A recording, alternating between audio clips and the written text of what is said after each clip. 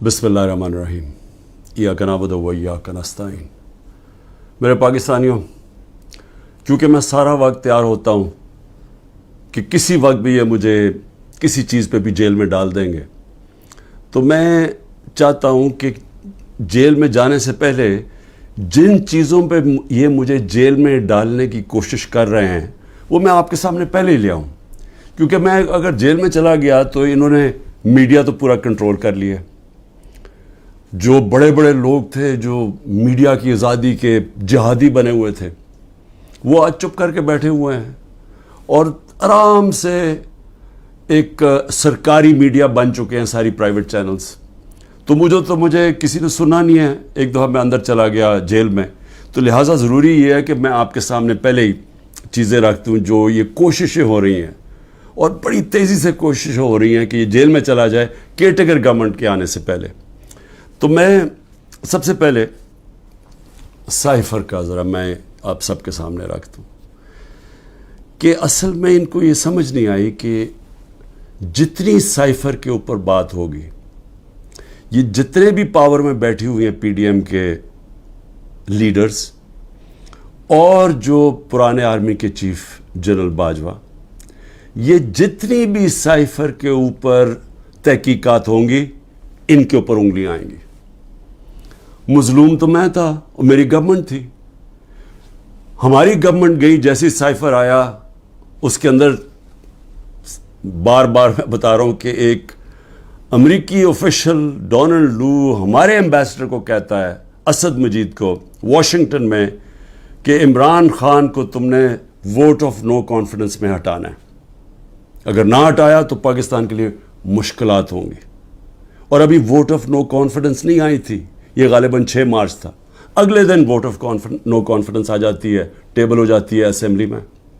और उसके बाद फिर जो सारा वो कहते हैं ना, rest is history. Aahista Aahista क्या, बड़ी जल्दी हमारे लोग भी नाराज़ हो जाते हैं, बैक बेंचर्स भी कहते हैं हम छोड़ रहे हैं, हमारे जो इत्तेहादी है वो भी छोड़ना शुरू हो जाते हैं। तो वो साइफ़र किसके लिए पैगाम था? वो पैगाम उसी के पास था ना जिसके पास पावर थी, जिसके पास एजेंसीज थी, जो इन सब को भेड़ बकरियों की तरह उधर ले जा सकता था दूसरी तरफ और गवर्नमेंट करा सकता था। वो जनरल बाजवा था। तो मैंने बड़ी कोशिश की तब भी कि इसके ऊपर तहकीकात हो। मैंने पहले एक कमेटी भी बनाई जिसमें जनरल तारिक को हमने उसका हेड बनाया।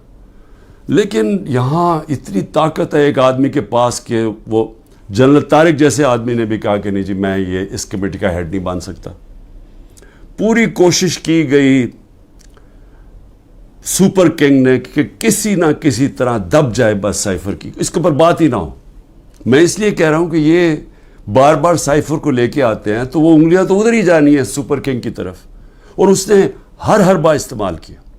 हमारा जब सुप्रीम कोर्ट में केस चला हुआ था, जब कासिम सूरी ने अडजर्न की असेंबली और ये कहा कि साइफ़र में वाज़ेह है कि मुदाखलत हुई है पाकिस्तान के अंदर, और मैं इसलिए अडजर्न कर रहा हूँ कि पहले इसके ऊपर तहकीकात हो, इंक्वायरी हो कि क्या ये साइफ़र, इसके पीछे क्या था। इंक्वायरी में तो पता चलना था कि साजिश हुई है या नहीं हुई। तो उसने जब वो लहराया और उसने अडजर्न की, तो उसके बाद सुप्रीम कोर्ट में चला गया केस। तो सुप्रीम कोर्ट में जो हमारा वकील था, अटॉर्नी जनरल, हम हैरान हो गए, उन्होंने साइफ़र पे बात ही नहीं की। असल इशू तो साइफ़र था, बाकी सारी बातें कर दी, साइफ़र पे बात नहीं हुई। अब समझ जाएं कि प्रेशर किधर से था। प्रेशर तो सुपर किंग के पास इतने ज़्यादा हथियार है प्रेशर्स डालने के लिए। तो वो जो केस हमारा था वो केस ही नहीं लड़ा गया। नईम बुखारी जो असद कैसर के वकील थे, उन्होंने कहा कि अटॉर्नी जनरल ने तो मेरा केस ही ख़त्म कर दिया, क्योंकि उन्होंने साइफ़र के ऊपर बात की। तो ये जो इसको खुफिया रखने की कोशिश की गई, वो कोशिश कर रहे थे जिनको पता था कि तहकीकात से इनके ऊपर उंगलियां आनी है। मैं कोशिश करता रहा कि इसके ऊपर इंक्वायरी हो। जिस तरह मैंने कहा, पार्लियामेंट ने कमेटी बनाई, उसको उन्होंने जनरल तारिक को भी भगा दिया। फिर चीफ जस्टिस साहब को میں نے لیٹر لکھا, سائفر بھیجا کہ اس کے اوپر انکوائری ہونی چاہیے, نہیں ہوئی. تو اب یہ جو انکوائری کرنا چاہتے ہیں ایف آئی اے, میں صرف سوال یہ پوچھتا ہوں کہ پہلے تو مجھے یہ بتائیں, مجھے بلا تو لیا آپ نے انکوائری کے لیے, لیکن مجھے یہی نہیں پتا کہ میرے سے کس چیز کی انکوائری کرنی چاہتے ہیں آپ, تاکہ میں تیاری کر کے آؤں. لیکن میں ایف آئی اے کو بھی یہ کہنا چاہتا ہوں کہ یہ آپ کے پے گریڈ سے زیادہ اوپر بات ہے. آپ کے رانا ثناء اللہ جو انٹیریئر منسٹر ہے, جو آپ کے اوپر ہے, وہ تو کہہ بیٹھا کہ عمران خان کو جیل میں ڈالنا ہے. وہ ابھی کوئی انکوائری کا مجھے بھی نہیں پتا. ابھی تو ہمیں 164 کا بیان بھی ہمارے سامنے نہیں آیا. ابھی تو نیوز آئٹمز آ رہی ہیں نا کہ جی اعظم خان نے یہ کہہ دیا. ہمارے سامنے تو ابھی کچھ نہیں آیا, کیونکہ میں نے اپنے وکیلوں سے پوچھا تو کسی کی وکیل کو بھی پتہ نہیں کہ وہ کون سا بیان ہے اعظم خان کا جو 164 پہ آتا ہے. یہ تو نیوز آئٹمز آ رہی ہیں. تو ابھی سے ہی وہ کہنا شروع ہو گیا ہے کہ جی اس نے جیل میں جانا ہے جو ایف آئی اے کا ہیڈ ہے. تو ایف آئی اے کی کیا حیثیت رہ گئی؟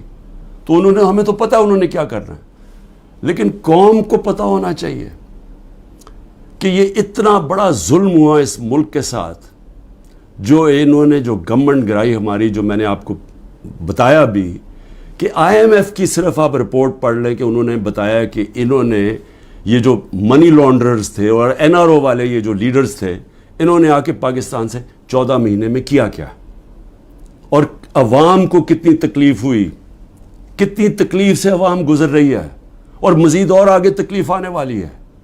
ایک وہ گورنمنٹ جس کی بہترین پرفارمنس تھی, اور وہ صرف اور صرف, اب ضرورت نہیں ہے آپ آئی ایم ایف کا ہی پڑھ لیں نا, آئی ایم ایف تو ہمارے نیچے نہیں ہے, اکنامک سروے پڑھ لیں جو کہ انہوں نے شائع کیا, تو وہ تو اب واضح ہے کہ ایک حکومت جو بہترین پرفارمنس دے رہی تھی, جو لوگوں کے حالات بہتر کر رہی تھی, روزگار بڑھتا جا رہا تھا.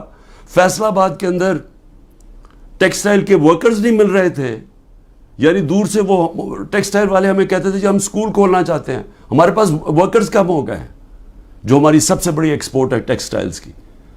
تو ادھر سے وہ گرتے گرتے آج یہاں پہنچ گئے ہیں کہ سکریپ میں بیچی جا رہی ہے مشینری اب, اور یہ جو اب مزید اور مہنگائی آ رہی ہے. سر پوچھیں تو صحیح کہ جو بے روزگاری بڑھتی جا رہی ہے, پوچھیں لوگوں کے ساتھ گزارا ہوتا کیسے ہے, کون ذمہ دار ہے اس کا. یہ سائفر کے اوپر جب تحقیقات ہوں گی تو پتہ چلے گا کہ کتنی بڑی سازش ہوئی ہے. تو میں تو چاہتا ہوں کہ ایک صحیح معنی میں اس کے اوپر انکوائری ہو. میں تو تب بھی کوشش کر رہا تھا, لیکن تب تو ہونے نہیں دی. تو اللہ کرے کہ اس میں سے ہی کچھ چیز نکلائے, لیکن یہ ایف آئی اے نہیں کر سکتی کہ وہ تو کنٹرولڈ ہے انہی لوگوں سے جو انہوں نے فائدہ اٹھایا یہ سازش سے. دوسری چیز ہے, اب 2 اور میرے اوپر نیب کے کیسز ہیں. ایک ہے القادر. اب القادر کے اوپر میں آپ کو بتا ہی چکا ہوں کہ وہ کیس یہ ہے کہ عمران خان نے ملک ریاض کو فائدہ دلوایا کیونکہ اس نے اس سے پہلے القادر یونیورسٹی بنائی تھی. اور القادر یونیورسٹی کیا ہے؟ چیریٹی کی یونیورسٹی.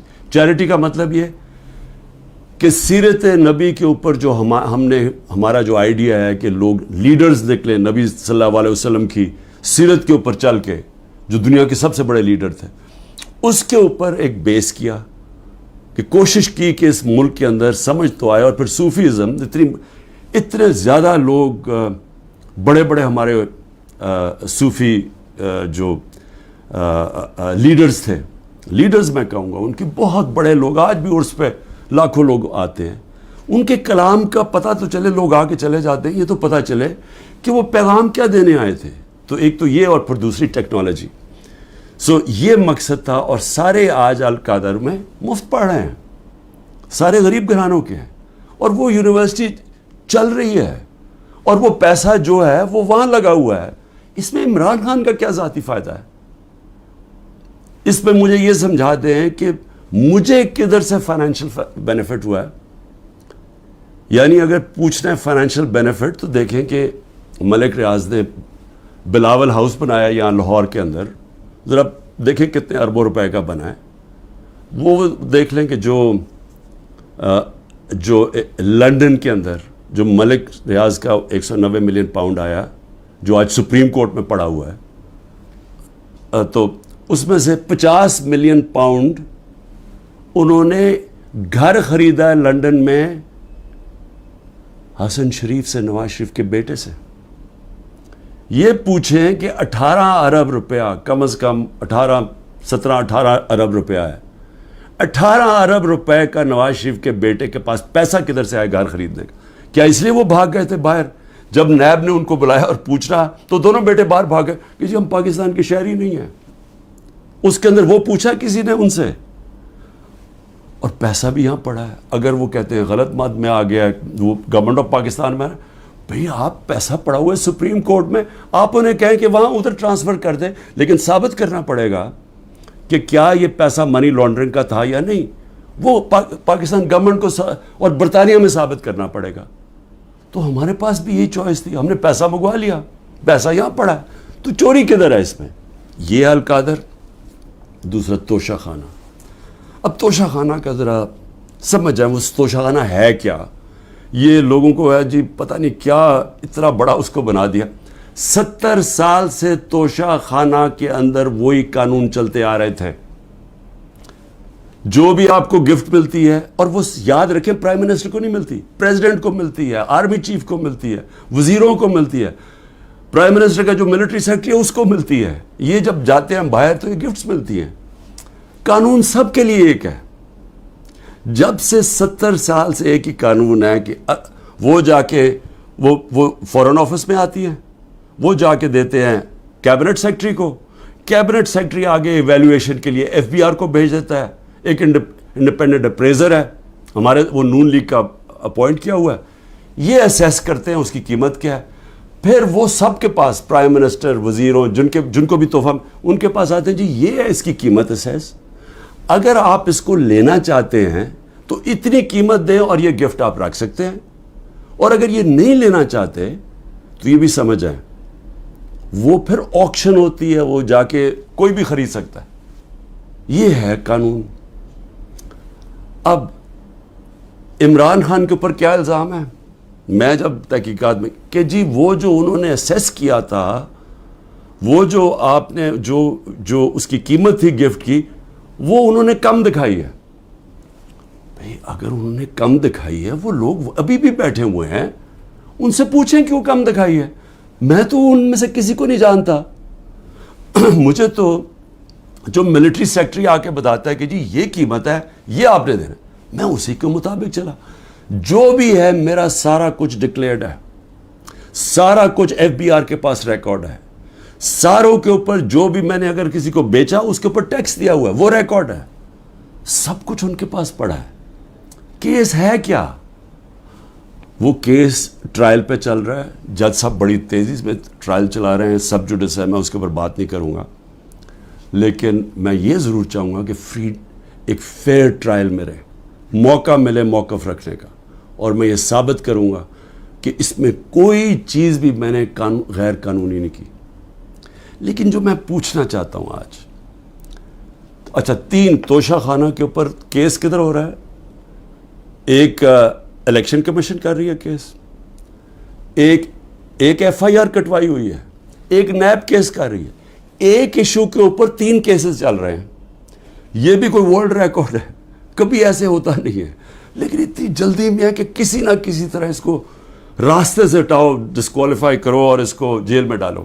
اب میں صرف آج نیب چیئرمین سے بڑے آپ کی وجہ سے مجھے وہ جس طرح اٹھایا گیا، آپ بھی ایک اس میں آپ کی وجہ تھی، اور بھی جس نے بھی حکم دیا تھا کہ غیر قانونی اور غیر آئینی طور پہ مجھے 9 مئی کو جس طرح ذلیل کر کے اٹھایا گیا مجھے اسلام آباد ہائی کورٹ سے، اس میں آپ کا بھی ہاتھ تھا. میں سوال یہ پوچھنا چاہتا ہوں کہ چلیں میں تو یہ نیب کے کیس فیس کروں اور کروں گا، کئی ملک سے باہر نہیں بھاگوں گا، یقین کریں سارے کیس فیس کروں گا. لیکن میں صرف سوال یہ پوچھتا ہوں کہ آپ کا ضمیر کوئی جاگتا نہیں ہے جب آپ کو پتہ چلا ہے کہ توشہ خانہ کے اندر چوری ہوئی ہے، اور چوری نیب کے اندر بھی پتہ ہے، وہ کیس نیب میں بھی پڑا ہوا تھا، لیکن آپ نے بند کر دیا وہ. تو عوام کے لیے میں کیا بتانا چاہتا ہوں، وہ چوری کیا تھی؟ توشہ خانہ کا قانون ہے کہ گاڑی، جب بھی کوئی گاڑی گفٹ کرے، جو مجھے بھی ایک گاڑی گفٹ ہوئی تھی، آپ توشہ خانہ سے وہ نہیں لے سکتے. آپ اگر اس کی ان کے زمانے میں یہ بھی ان کے زمانے میں 20% دیتے تھے قیمت. مثلا اگر 10 روپے اس کی قیمت آتی ہے یعنی ویلیو ہوتی ہے گفٹ کی, تو ان کے زمانے میں 20% دیتے تھے, 20 روپے دیتے تھے اور پھر لے لیتے تھے. ہم نے جا کے اس کو 50% کر دیا, یعنی اگر 10 روپے کا تحفہ ہے تو 5 روپے دیں گے اور پھر تحفہ لیں گے. ہم نے بڑھا دیا. تو ان کے زمانے میں 20% ہوتا تھا اور پھر بھی گاڑی آپ نہیں لے سکتے تھے. اب میں صرف آپ کو یہ ذرا آپ کو پتہ ہونا چاہیے کہ یہ ہو کیا رہا ہے. دیکھیں نیب چیئرمین کو بھی میں ذرا سوچ رہا ہوں کہ ان کا ضمیر شاید جاگ جائے اس چیز پہ.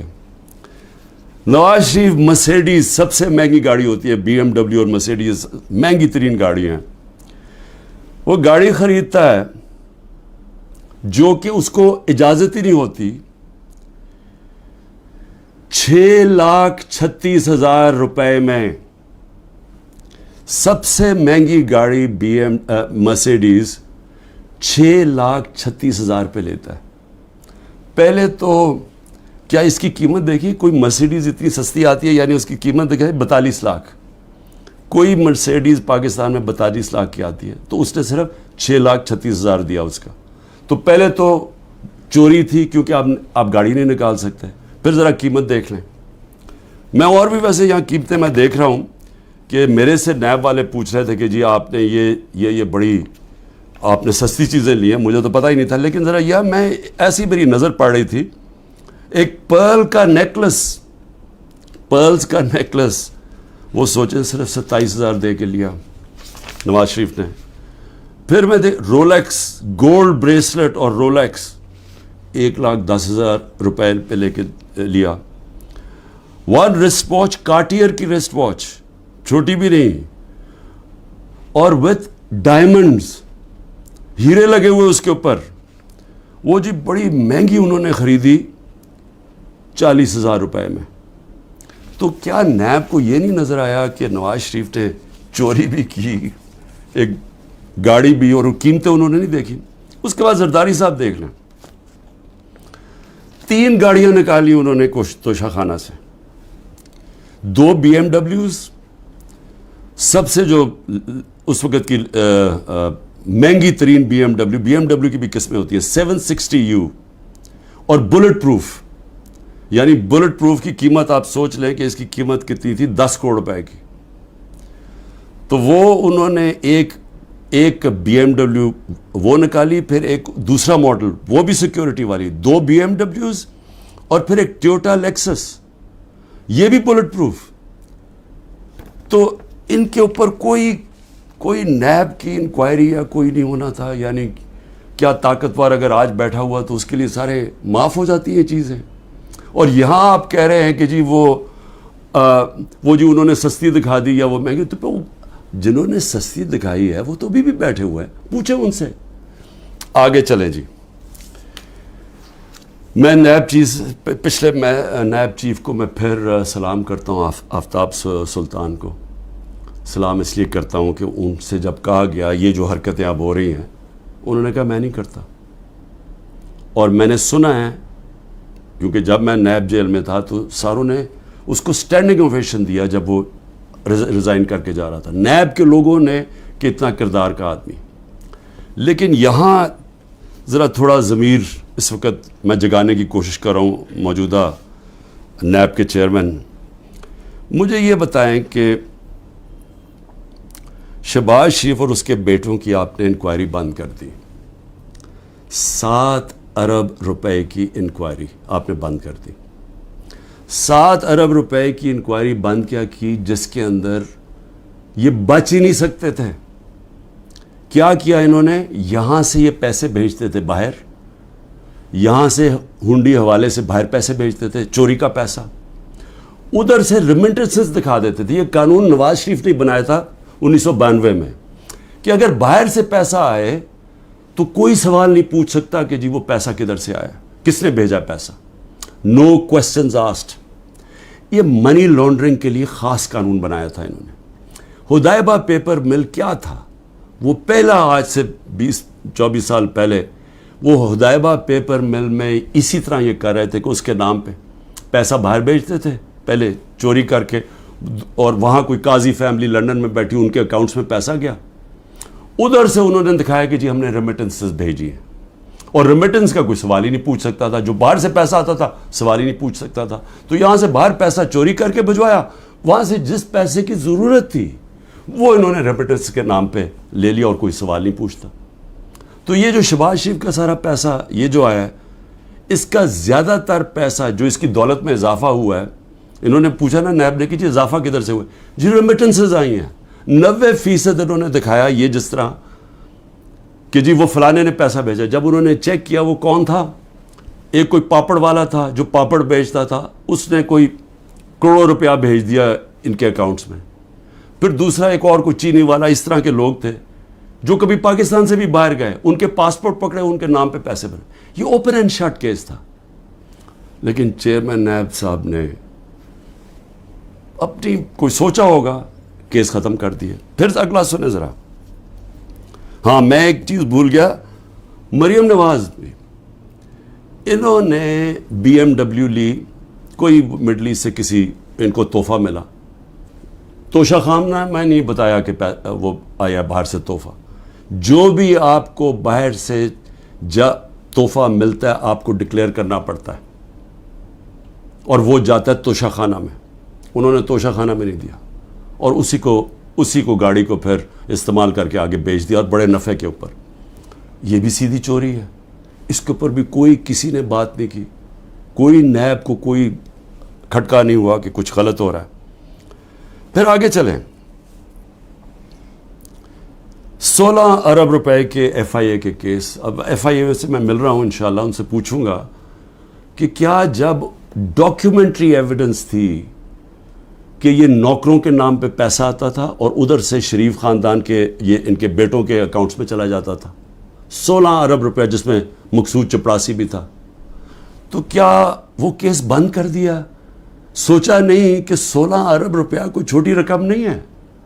تو اس کے اوپر کوئی فکر نہیں ہوئی آپ کو کہ پوری تحقیقات ہوئی, اتنی فائلیں پڑی ہیں, ساری ڈاکیومنٹس پڑی ہوئی ہیں, کوئی آپ نے نہیں دیکھا کہ وہ ڈاکیومنٹس دیکھ لیں. وہ تو لوگ, مقصود چپڑاسی تو بیچارہ ہارٹ اٹیک سے گیا, ڈاکٹر زبان بھی ہارٹ اٹیک سے گیا, ایک اور گواہ ہارٹ اٹیک سے گیا. تو کوئی فکر نہیں ہے کہ ڈاکیومنٹس بھی پڑی ہوئی ہیں, ان کے اوپر FIA کو انویسٹیگیٹ کرے. نہیں, کیونکہ یہ آپ قانون کے اوپر ہیں لوگ, ان کو یہ چوری بھی کریں سب کچھ معاف ہے. پھر آگے چلیں. آصف زرداری, اچھا, اور مریم کے 4 لنڈن کے فلیٹ. یہ بھی ایک بہت بڑی ساری میری قوم کے لیے ذرا سن لیں کہ 4 فلیٹ لنڈن کے نواز شریف نے جب پینما پیپرز میں پکڑے گئے, انکشاف ہو گیا انٹرنیشنل 2016 میں, تو نواز شریف نے اسمبلی میں جا کے کہا کہ ہاں یہ ہمارے ہیں, اور یہ ہیں وہ دستاویز جو ثابت کرتے ہیں ہمارے, وہ جھوٹ نکلے. پھر عدالت میں کیس چلا گیا, وہاں انہوں نے قطری خط لے آئے سامنے, وہ بھی مزاحیہ تھا, انہوں نے مذاق اڑایا اس کا. اس کے بعد اب ایک وہ مریم اور اس کے بھائی حسین کے بیچ میں ایک کانٹریکٹ سائن دکھاتے ہیں کہ جی ٹرانسفر ہوا ہے فلیٹ 2006 میں, اور جس میں وہ سائن کیا, جو فونٹ تھی جس میں وہ ٹائپ آؤٹ ہوا, وہ ابھی آئی نہیں تھی فونٹ, وہ اگلے سال آئی. سیدھا عدالت میں جھوٹ بولا گیا, فراڈلنٹ کانٹریکٹ دکھایا گیا.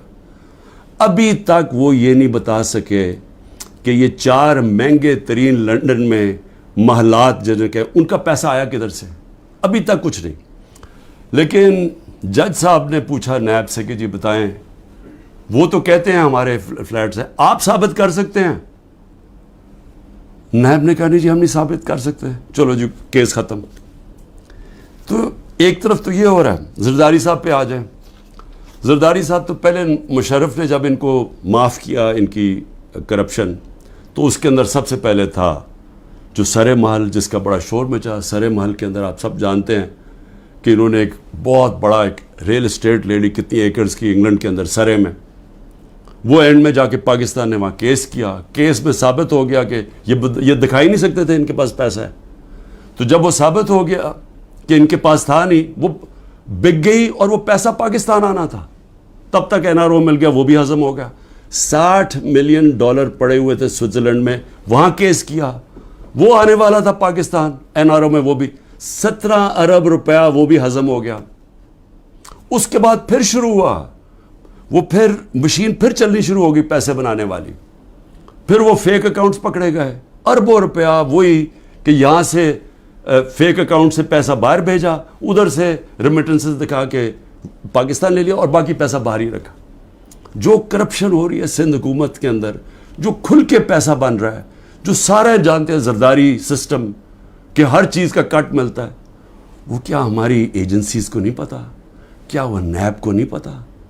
لیکن کیونکہ ان سے بھی ڈیل ہوئی ہے، وہ بھی آج اوپر بیٹھے ہوئے ہیں پاور میں. لیکن کن کے اوپر اس وقت پورا زور لگا ہوا ہے؟ سارا زور لگا ہوا ہے کہ جی کسی نہ کسی طرح عمران خان اور تحریک انصاف کو ختم کرنا ہے.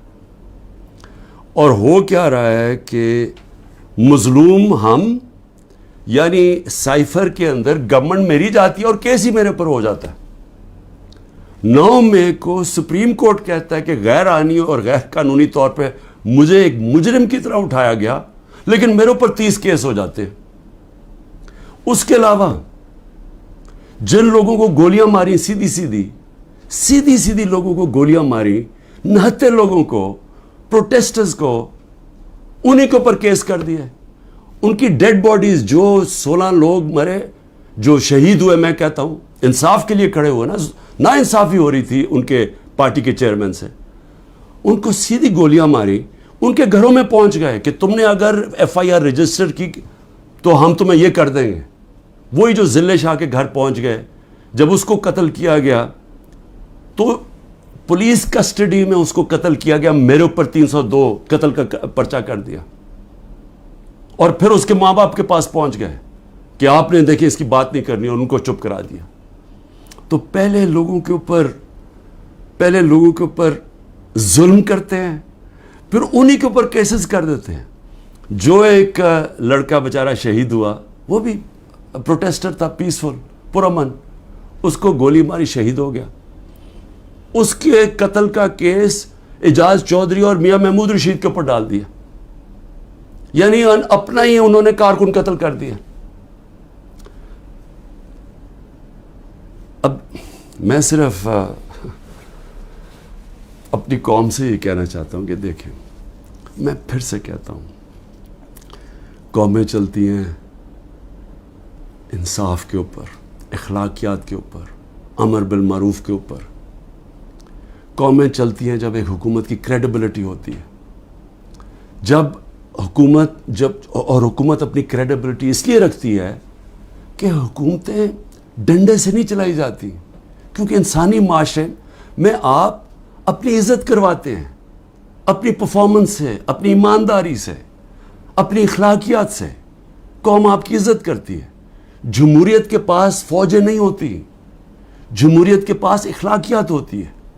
اس لیے برطانیہ میں جدھر سے ہم نے ڈیموکریسی لی ہے، اگر ان کا پرائم منسٹر ایک چھوٹا سا قانون توڑتا ہے کہ جی کرونا میں آپ نے لوگوں کے ساتھ اکٹھے نہیں ہونا، یعنی آپ نے کوئی گیٹ ٹوگیدر نہیں کرنی، وہ اپنے آفس کے باہر گیٹ ٹوگیدر کرتا ہے، اس کے اوپر پرائم منسٹر کو نکال دیتے ہیں. ان کی اخلاقیات کا معیار دیکھیں.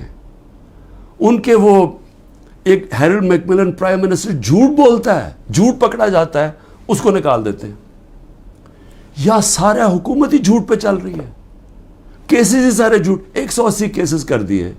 کیا کوئی مانتا ہے پاکستان میں کہ یہ ایک آدمی نے 70 سال کی عمر تک کوئی ایک جرم نہیں کیا اور ایک دم چند مہینے میں 180 کیس ہو گئے؟ کوئی مانے گا یہ؟